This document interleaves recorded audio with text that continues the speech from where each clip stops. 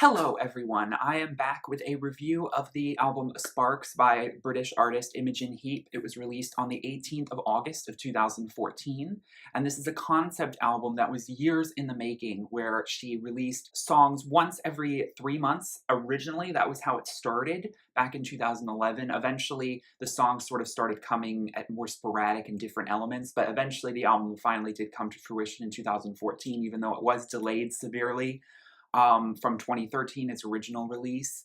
And I remember followed her on Twitter very closely during this period. I was really into her music and I was really curious to see what each next Heap song with the hashtag, she used that as sort of the way to demarcate what each song was before the title was given, because she usually came up with these songs and titles on the spot and then released them instead of hoarding lots of songs together over a period of time for the album release. She ended up wanting to, release it as it was made, make it a little bit more of a live production, collaborative effort.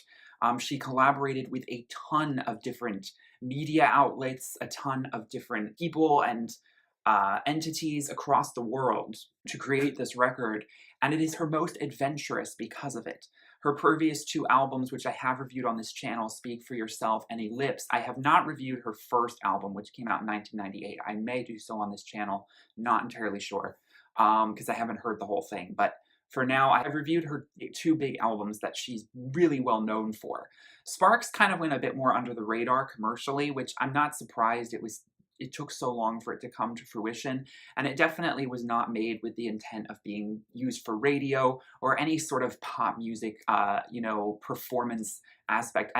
She didn't get to really do that kind of promotion for this record, as it was just, so much work for her to make it and put together. She did end up making a music video for every single song. There are 14 tracks on this record, and they were filmed again over a 3 to 4 year period where she was just in different places all over the world, in China, in India, in New York, in the UK, in Bhutan. So I'm going to go through each song and I'll give a bit of its backstory of how it was created to the best of my ability and talk about what I think about these songs. First, before I do that, I will just say that I think that this album is one of her most interesting, and I do think it's her most underrated work. Speak for Yourself is great, but maybe just because that album has staled a little bit to me over time, this album just feels fresher and more exciting. There's something so exciting about the experimentation on this record and all the different ways she was trying to break boundaries of how to make music. Whether it's using different technology, different microphones, different stereo type remixing. I don't know how else to describe this very techie stuff that she was involved with, because Imogen is an engineer for, production on a lot of her music, if not all of it. And she gets very invested in the technical sides of how to make this music. And obviously she also likes the DIY approach, using like just things from the house to make music. She had a lot of people send in samples of mundane sounds to create songs that she then incorporated and sampled and used. So a lot of it was like crowd generated. And she's sort of like the Elon Musk of music. Let's be real. She's always about the next level. She created a sensory digital glove composition tool where you wear these gloves, and by moving them, you create music. It sounds really trippy, and I'm not technically versed enough to explain it very well. There's lots of videos where she explains, the mi.mu gloves, as they're called. Actually, Ariana Grande, who is a longtime professed fan of Imogen, actually used them in a concert in 2014, which is really awesome because it was sort of like Imogen handing these gloves off to a big pop star. And I'm not sure if, Ariana is going to use them ever again. And I've never seen it really take off as a thing, because I feel like Imogen is she's literally living in the next century in terms of music. And, she likes to do all these cool things, and then it's sort of like, oh, move on to the next thing. And it's almost feels like it's innovation for innovation's sake. But at the same time, I do think she is paving the way for artists to find different ways to release music, find different ways to pay for music, find different ways to create music digitally with different sort of methods that were never used before. So she is always going to be a pioneer in that front. So let's dive right in. We have the opening track, You Know Where to Find Me. These songs are not listed in the track listing chronologically of when they were made, which at first I was expecting it to be, because it would make more sense if you're releasing an album where, track one was released back in 2011 and the final track in 2014. Shouldn't it be listed chronologically in terms of when it was made? But no, that's not how this album is arranged. You Know Where to Find Me was released in 2012.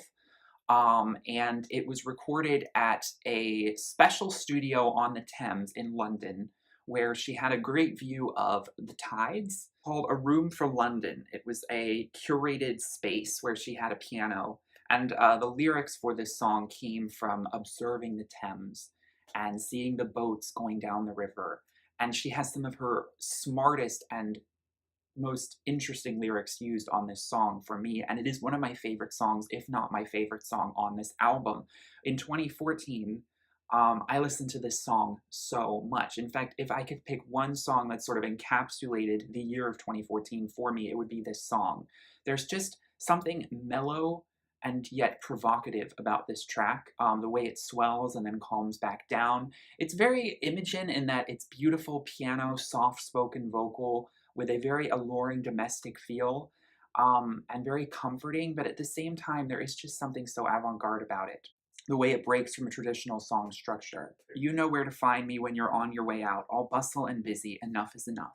Because life's sweet assemblages equate to driftwood away. Be still with me. I love the line where she sings all things to mend with bite-sized lifeboats. Like pills being lifeboats. The analogy there is so rich and so contemplative. Be still with me. If you want to be alone, if you'd rather die than tell, you'll know where I'll be, where to find me. For hard talk, to call it off or bring it on. A proposal, if you're broken, I'll be here. For your secrets, for a breather. And the song, it fades away into whispers with a beautiful spaced out outro. And again, it sets the ambiance for this record in a low key sort of way, and it just really gets you emotionally charged. And it's hard not to get emotional listening to a song like this because there is so much melancholy imbued into the melody and the way she delivers it. There's anger in some of her words, and then there's calm. There's a feeling of, I'm gonna sit down and unload a lot off my chest for you. And the idea of you know where to find me is sort of like when you're feeling in the midst of all of this turmoil and strife, I will be there to lend a hand.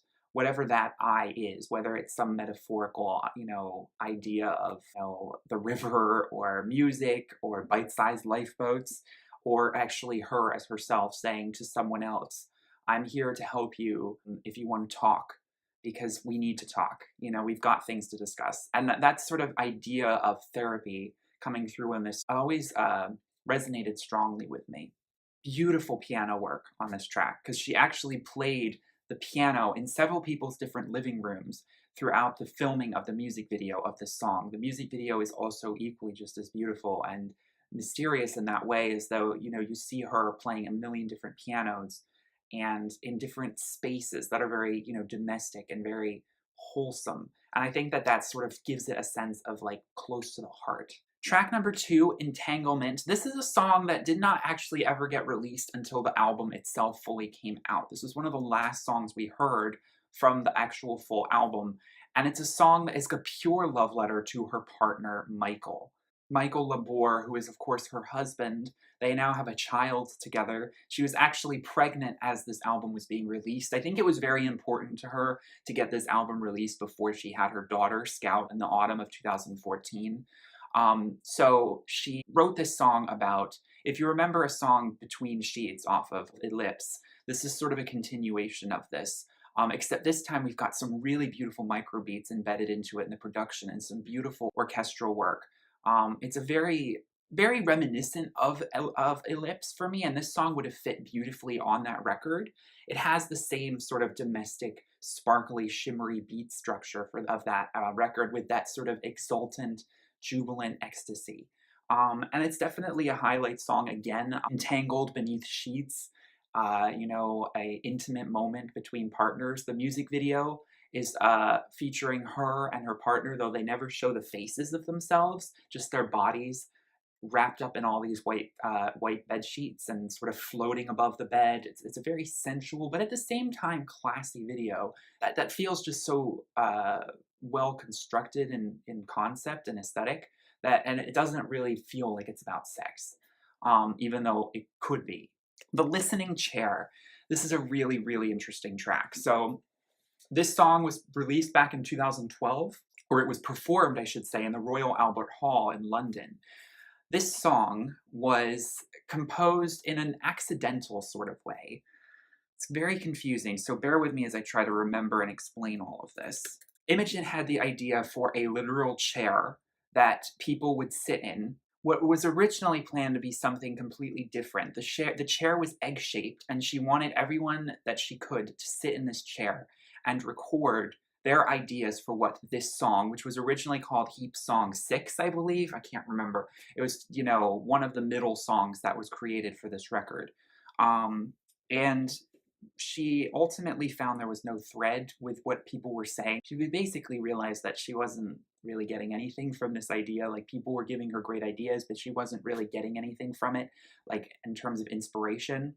So the one thing she did notice was that people within different age groups sort of said similar things. And she kind of came to the realization that age is sort of a unifying factor for inspirations for a lot of different people. You know, older people are going to think of different things than younger people and like really young people. So she decided to look back at her own life and create a song cataloging the past 35 years at that point of her life, a song that will, quote unquote, never be finished, because I believe she wanted it to be every 7 years or something, a song that she wanted to come back and update as she continues through her own life. So it turned into a complete autobiographical opus of a song. And it's a long song. It's like 7 minutes, each minute equating about 7 years of her life. I'm not entirely sure if that's correct. This is 35. The math kind of works out a little bit. I'm not sure.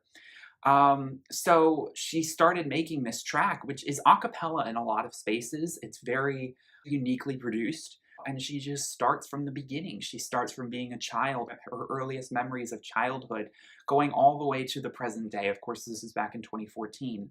So it's a really beautiful catalog and cornucopia of memories and inspirations that she had growing up. And it really inspired me as an artist to create something similar, although I might do it more in a visual format since I'm a visual artist, of creating some form of art piece that catalogs my life as I've grown up so far, and like using the highlights and important aspects and themes and crossing those together. So she has some really funny lyrics like playing ping pong, talk to animals, hold my breath for a really long time, and tell the future. These are just some of the 6 things I can do. The more I can fit of these in the things in my day, the better I sleep at night. Harkening back to being a kid, we all can remember these sort of braggadocious attributes we all wanted to have as a kid. Things she wanted to be, a composer or maybe an astronaut. Suddenly she's, you know, unsure, you know, is it the clothes I wear, the way I speak? Why do you hate me so much? You know, the teen angst comes in, then the flirty sort of conversations she starts to have with boys. Then suddenly growing up, and I found a place, it feels like home, but I don't feel like I'm at home. I want to sleep too much. She goes into, you know, her 30s, thinking about her diet and like feeling kind of confused and like going through like a quarter life crisis. Why did I stop liking cheese? Something's niggling, a feeling I can't quite explain. Online, offline, but I'm not really here. Awake or sleeping, somehow can't tell the difference. What's at the heart of it all? And then at the very end, she sings, "Who am I now?" And that's sort of the bridge to the next chapter of her life. And she'll keep adding that "Who am I now" section to the end of this song, presumably. She may never finish this song or add any more to it. I would assume she would. She's that kind of artist. And I hope she does. But this song is very unique for this record, as it does feel, it's its own cohesive little thing within an album that's already very cohesive. And it definitely has its own direction and its own influences. And I think it's a beautiful sort of part of this patchwork, which the album is called Sparks. It's a loosely tied together album about inspirations and coming from different places all over the world and from within your own life. Cycle Song is one of 2 songs in this record that was made for a documentary about Bhutan that was released in 2015, I believe. She worked very closely with a filmmaker and actually visited Bhutan, which is a country in mountainous region of Asia between China and India, and she was a part of a humanitarian effort to document workers who were trying to generate electricity for this village, and they had to climb up this mountain. Now, that is referenced more specifically on a song called Climb to Sakteng, which is a later song on this record. Cycle Song was influenced by, first of all, bicyclists, and then the idea of reincarnation and also the very strong Buddhist influence that that country has. It's one of the few, like, strictly Buddhist countries. And it's everything about Bhutan is Buddhist. And so she used that inspiration. She went and filmed at a Buddhist monk ceremony. She went to, you know, the temple, and she filmed the music making going on there. She filmed the unique dancers that are, you know, the culture is so rich in the video and the production of this song. And it just uses, you know, chanting and rhythmic sounds to create what I think is a very spiritual experience. It's a short song. It's a little bit more like an interlude, and it's just an ode to Buddhism. It's a beautiful element of world music. I love world music, and I think music that celebrates the diversity of sound on this earth is something that is just so exciting to me, and I love that Imogen did it in a voyeuristic way, but not one that felt exploitative. It really feels endearing and it feels meaningful. It doesn't feel like she just went to Bhutan because she was like, I need to do something exotic. There was a reason she was there that was more than just happenstance or let me, you know, do some voluntourism, as you know, we demonize, and rightfully so, unfortunately. The voluntourism industry can be a little corrupt and problematic. But there's something just so enriching and needed about something that just is so, I think, DIY in its composition, the way she created the song, the sounds she used of like spinning axles, bells, cows, children chanting, feet stomping. It's a beautiful blend. So Miscommunications, it's probably my least favorite song on this record. It's actually a Dead Mal 5 song. It was released on his album title goes Here, back in 2012, and that's when this song finally came out to existence. I get a lot of inspiration. I think this song was inspired by, obviously, the idea of telecommunications by cell phones and like radio waves being sent from, you know, different phone towers and computers. And obviously, it has a very glitchy, electronic, sparse, minimal beat that is Dead Mal 5. It's not a dance track when you might think like EDM music. It's very minimalist and sparse. It does have some very beautiful soft vocals from her. It's one of the airier songs on this record. And it feels very unsure of itself, and the meaning is a little bit lost because of its abstract vagueness. But sonically, it's a nice sort of breakdown after, you know, Cycle Song is like getting you so amped up. The album kind of tones itself down a little bit. So Lifeline, track 6, was the original first track. This was Heap Song 1. This song was inspired mostly by the Tohoku earthquake back in 2011. As you remember, this song was actually created in March of 2011, so long before this album actually came to fruition. Lifeline originally started with her just asking people to send in different sounds to her. This was the first big idea that she had. It was just, I want sounds of taps, I want sounds of showers, I want sounds of brooms being swept across the floor. Send me anything, a match being struck. And she used almost all of these sounds and created this song Lifeline, which is a beautiful blend of new and old for her. The new being the sort of weird offbeat production incorporating all of these samples that she collected, and then the beautiful soaring melody, which reminds me so much of her Speak for Yourself album, speaking about holding together in a moment where you feel like you might die. I mean, this is honestly a song about like that moment where it's all or nothing. All is on the line for you.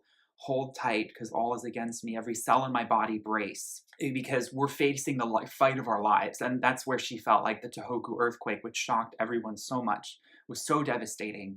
She felt this song was so fitting as a tribute for that. You know, the idea of fighting for, in a way that you feel like you can't fight, like you're powerless. You just have to hold on to hope and hold on to your lifeline, which, you know, is your family, which is everything that you have, that you want to keep close to you, and also hope, of course, above hope. that you will survive. Neglected Space is a beautiful ambient track. I love when she gets ambient. It's read like a poem, and it feels a little bit more like a poem set to ambient music than an actual song, even though she does swell into some beautiful soaring melodies. This song was written about a walled-off garden in North London, and it was sort of the idea of a neglected space, feeling like an elegant sort of nostalgia for it. Taped up forbidden signs, what was once there. They're so beautiful. I remember I took a creative writing poetry class at college, and we all had to, one day, we were all supposed to bring in a poem by a more contemporary artist. And I chose Neglected Space by Imogen Heap because I just thought it was so interesting in its prose, the way it feels like a conversation. I'm weather beaten in a losing battle, punctured by nature, becoming organic. The air in here ages me ungracefully. Bespoke to broken, this interwoven tapestry of tragedy. Crooked frames and cracked glazing, slithers of wistful window gazes glint in borrowed light. Shakespeare much? Yeah, this is real eloquent prose here. Like, this is legit. Very inspirational. Where doorways with no doors stage a ballet of leaves who pirouette in the footsteps of once glorious days. By peeling paint, I'm a sunken ceiling. I'm cracking up and can seem threatening. I'm falling apart. The emphasis in how she spaces out these words really creates effect and a real emotional resonance. I'm a story in mourning and you're the author, so pour out your masterpiece. Entropy increasing, how long before I'm dust? Can we discuss? So again, going back to You Know Where to Find Me, this idea of this sort of mellowed down, sort of chilled out surrender that you get as this song outros is just so calming, and it feels very therapeutic. The music video is very abstract, showing ink dripping over different spaces in an attic. Oh my gosh, it's a pure art. Minds Without Fear. This is a song that was composed in India. She traveled there for an episode of a film or a TV show called The Dewarists. I remember watching it back in 2011, and I was really into it. She was sort of an artist in residence in this palace I can't remember where in India. She worked with this Indian duo called Vishal Shekhar, so they vocalized prominently on this track. And then she filmed the video, and it has a very celebratory, earnest, rootsy kind of feel to it. I mean, it's an anthem. It's one of the more soaring pop melodies on this record. And it's probably one of the more single-friendly songs because it's a little bit more traditionally composed, and yet it still features beautiful Hindu vocalizations. She actually, I remember watching the documentary, and she felt like she shouldn't vocalize in what we considered an Indian way because she's so British, and she felt uncomfortable, but they told her it would be fine. They wanted to see her try it. So she speaks in, I believe it's Hindi, in parts of this track. I'm not entirely sure about that. I'm not getting any, like what language that is. But it's some Indian language that she does vocalize in along with her collaborators. So it's a mixed language track. And it's a euphoric, celebratory song. And the music video features her dancing in the streets. The song obviously about, keeping your head up in dark times, finding that spark of inspiration, of love, of life, of hope. And the chiming instrumentation blends well with her style. Me, the Machine. This is a song that was first released in 2012. I believe she played it at the piano. It was a much more kind of a ballad, sparse production. But then it got an official release in 2014. And this is the song that she used those mi.mu gloves I spoke about to help come up with the melody and the composition. Now, again, the technological aspects of this are way beyond me, but if you watch the music video, she's sort of demonstrating what you can do with it, even though it may just look like she's just having fun flailing these gloves around and creating cool shapes. But it's an ingenious idea.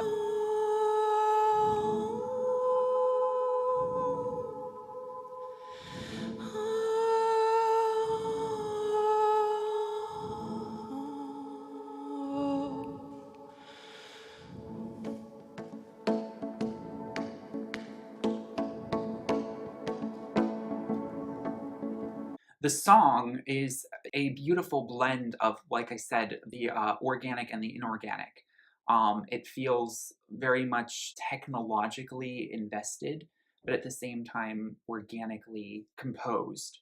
The idea of me the machine, not necessarily meaning a bad thing. When we think about automation, we think about automation as such a bad thing, but aren't we all machines to begin with, of nervous systems, of cells?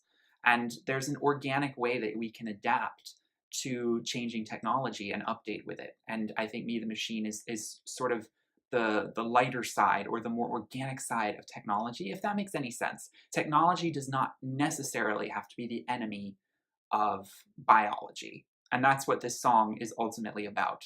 We have Runtime. This song was created with Intel in the UK. They are developing an app for running that she was sort of working for the prototype on, and this song was sort of inspired and a collaboration with them, as she was wanting to create a beat that would keep, I mean, you definitely feel like the energetic tempo of running when you listen to this song. It's one of the most upbeat tracks on this record.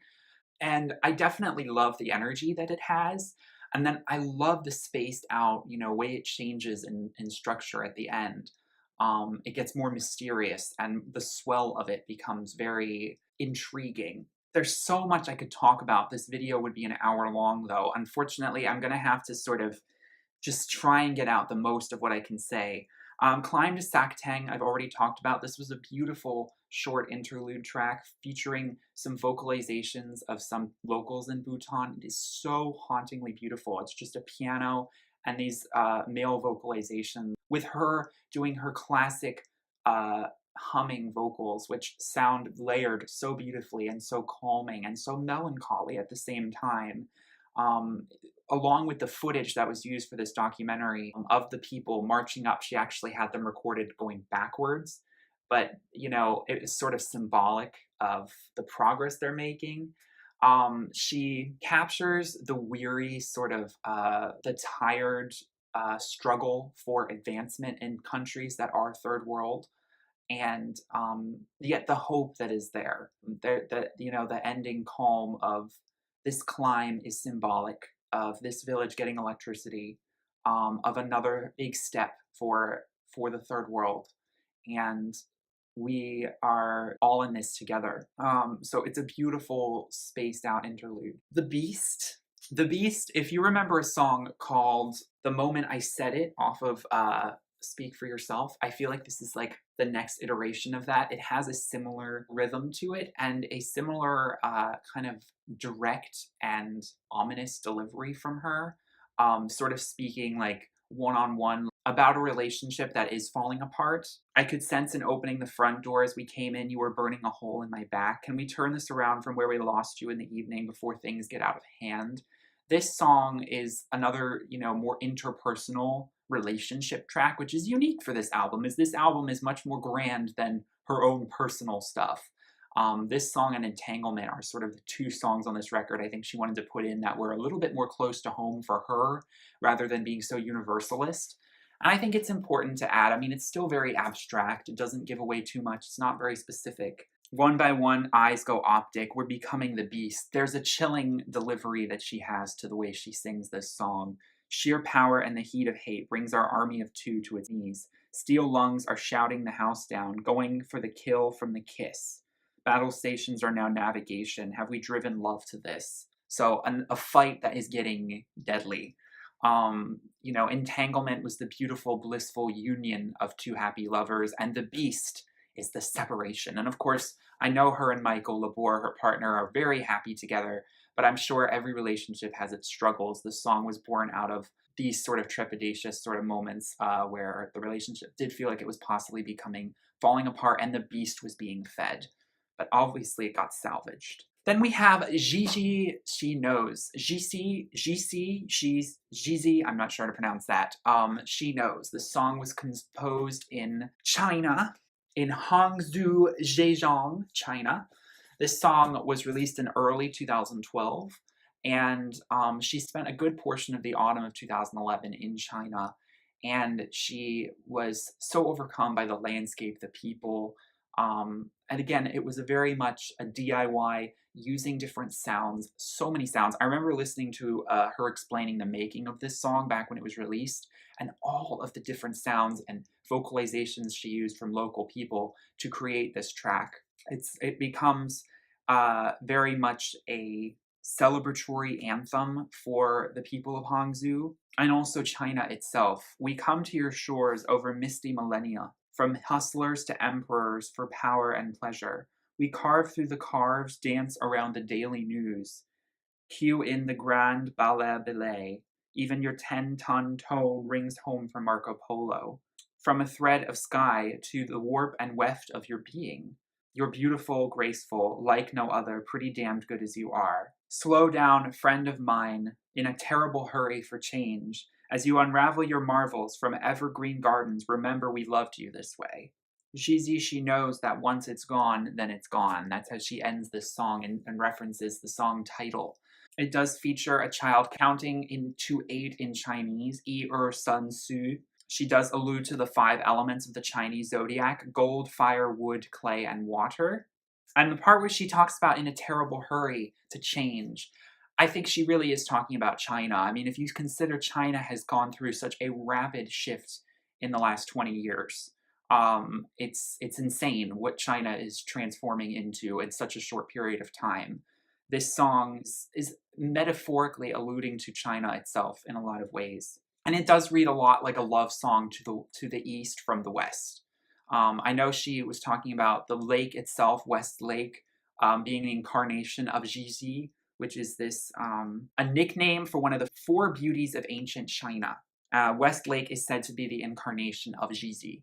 So she was using that local folklore as inspiration to describe Hangzhou and its unique significance. And also, of course, referencing Marco Polo. He was a famous historian who explored China. There's all of these historical and allegorical references used to describe and allude to the beauty of China, which is a country I definitely want to visit one day. There's so many different parts to it, of course, so unique and rich, and such a fast-changing country with such rich history. The last track on this record, Propeller Seeds, was the second song that was released in July of 2011, and this was a song where she wanted to release it using a much more all-encompassing headphone experience, where you definitely want to listen to this song in headphones because it's all surround sound. You really feel immersed in the actual audio ambiance. So there's a lot of ambient elements to this track, sounds of what looks like or sounds like trees growing. This song is very organic. Speaking about all at once, everything and nothing at the same time, it does have a lot of anecdotal passerby conversation. It took me a minute, my mind was on other things. Oh, you got me at Paris. I must be coming down with something to be thinking this. We float in tandem past name tags and shaking hands, immune to the hubbub of others. And you hear the sounds of like a cafe or like a buffet convention where there's like tons of people. You hear the clink and clatter of silverware. But the chorus is what's happening here. I'm growing roots through my toes and leaves from my fingertips. So I'm becoming organic. I'm coming back to nature. And it definitely roots back into that as the concept. I love the bridge where she sings, I'm falling, what does this story know? Wedding rings, children, are all the good ones taken? Rickshaw, disco, good nice kiss, oh cold shower. And every time she sings like rickshaw, you hear the engine of that machine. Or disco, you hear the pulsing nightclub. Good night kiss, intimate, cold shower, you actually hear the cold shower come on in the way she sings it. The audio changes for each word. So it's a complete audio sensory experience. So I highly recommend. And it ends the album on, like I said, a very uplifting note. And a very magical one because it sounds as though she literally is transforming into a tree. In the music video, she's literally in this sphere, and it's very abstract the way she's sort of floating within it, and it sounds as though she's cracking apart into roots.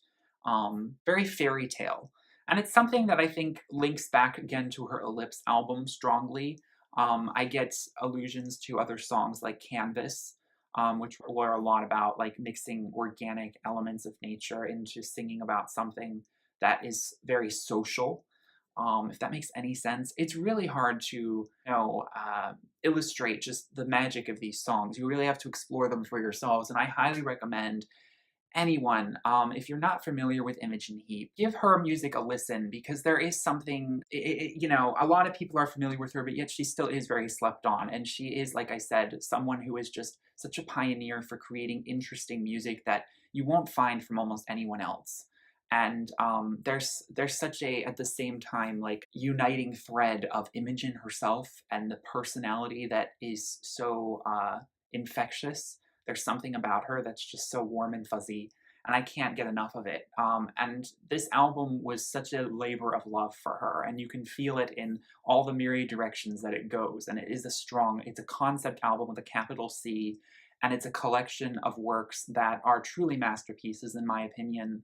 And each one stands out on its own. I mean, if I had to pick a few songs that sonically fall short a little bit for me, Telemiscommunications, even Lifeline, that song, maybe just because it's so old, I'm a little bit not so crazy about these days. But there are songs that they're still part of the body of work, and they'd be missing if they weren't there. I could almost see this project expanding even further with more, world references, more, different instruments used, and ideas, because the sky is the limit, really. And that's what this album is all about. And I knew this was going to be a lengthy review because I've barely scratched the surface on the inspirations and ideas that were frothing about when she was creating this record. So I hope you enjoyed this review, but I heavily reviewed her album Speak for Yourself and Ellipse on this channel, so I will link those in the description. I hope you guys enjoyed this review of Sparks. Thank you guys so much for watching. Peace, love, and light. Bye.